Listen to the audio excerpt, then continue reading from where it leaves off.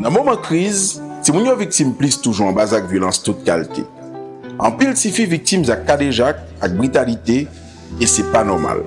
Parce que violence physique, violence verbale ak violence sexuelle, c'est poison pour bien-être ak l'avenir ti fi ou ti garçon.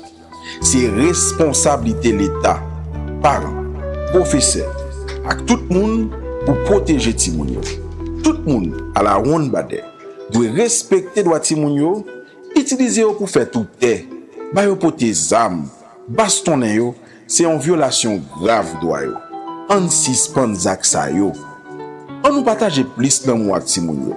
On nous traite yo ak respect. Protéger yo dans toutes circonstances.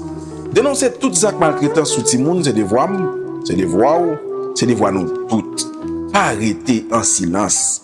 On ne veut voir nous pour violence sous ti moun, tabac.